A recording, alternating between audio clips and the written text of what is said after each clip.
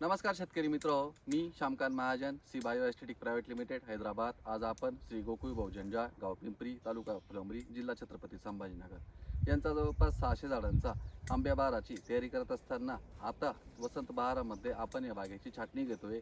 वसंत बहारमध्ये जे शेतकरी बांधव डाळिंब बाग किंवा डाळिंब बहार व्यवस्थापन करत असतात त्याला आपण वसंत बहार असं म्हणत असतो।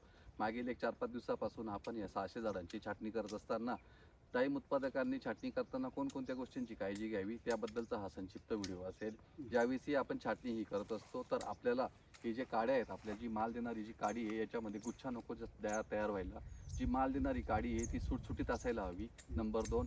त्यानंतर आपल्या या झाडामध्ये 20 ते 25 दिवसांनी संपूर्ण पालवी येणार आहे। त्यामुळे जर आपण पोटाचा जर गाभारा बघितला तर सूर्यप्रकाश हा पोटामध्ये जाणं गरजेचं आहे।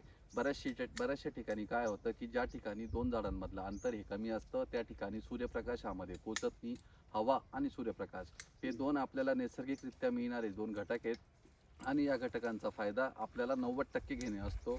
आपला औषधांवरती आणि खतांवरती जास्त विश्वास असतो, पण जी प्रकृती आपल्याला साथ देत असते वेगवेगळ्या पद्धतीने सूर्यप्रकाश जर प्रॉपर गेला तर झाडामध्ये उष्णता निर्माण होते किंवा स्ट्रेस निर्माण होते आणि त्या स्ट्रेसचं रूपांतर आपल्याला फुलकळीमध्ये निर्माण होत असताना दिसतं। सुरुवातीच्या 35 दिवसामध्ये आपल्याला शाखीय व्यवस्थापन करणं हे खूप गरजेचं आहे। शाखीय व्यवस्थापन झाल्यानंतर झाडाची एकदा केन ही स्थिर झाली किंवा पक्की भरून निघाली त्यानंतर बरोबर 35-40 दिवसानंतर सेटिंग होणारी मादी ही निघणार आहे आणि त्या दृष्टिकोनातून आपण प्रयत्न करत असताना जेही छाटणीवाले बंधू आपल्या बागेमध्ये येतील त्यांच्याकडनं आपल्याला पोटामध्ये पोकळी निर्माण होणं गरजेचं आहे, पोटामध्ये सूर्यप्रकाश जाणं हा गरजेचं आहे। जी माल काडी आहे ती गरजेची आहे। हवा म्हणा किंवा व्हेंटिलेशन म्हणा किंवा एरेशन आपल्या बागेला किंवा झाडाला होणं खूप गरजेचं आहे।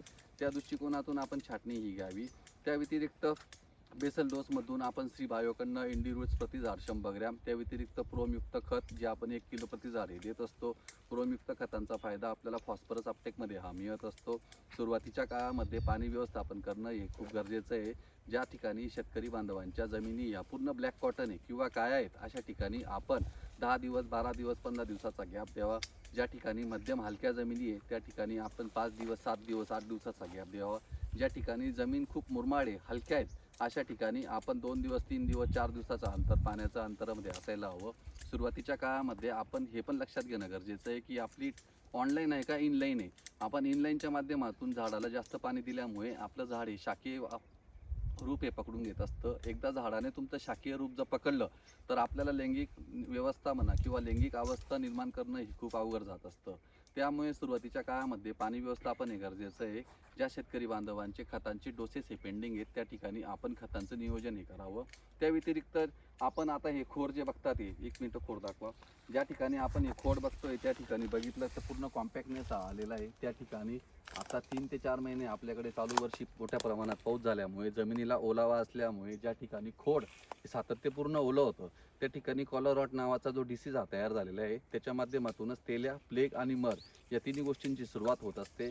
तर ज्यावेळी आपण छाटणी घेणार आहे छाटणीनंतर 2 ते 3 दिवसात पानगळ ही घ्यावी। पानगळ झाल्यानंतर 6 ते 7 दिवसांनी आपण चुना मोरचूत, चुना 400 ग्रॅम, मोरचूत 1 किलो, 200 लिटर पाणी या 2 औषधांची फवारणी झाडावरती आणि खोडावरती वॉश करणं हे खूप गरजेचं आहे। खोड हे आपलं पोट आहे आणि या पोटाची डायजेस्टिव्ह ॲक्टिव्हिटी जर आपल्याला इम्प्रूव्ह करायची असेल तर आपल्याला चुना मोरचूदने झाड हे धुणं खूप गरजेचं आहे। त्या ठिकाणी फंगस ही तयार नको व्हायला, हा सांगण्यामागचा दृष्टिकोन होता। तर डाळिंब उत्पादकांना आपल्याकडनं भरपूर शुभेच्छा आणि अभिनंदन की ज्या ठिकाणी आपण बाग हे पकडणार आहेत आपण चांगल्या पद्धतीने आंब्या बहार व्यवस्थापन करावं एवढीच मी शेतकरी बांधवांना सूचित करेन। आभारी।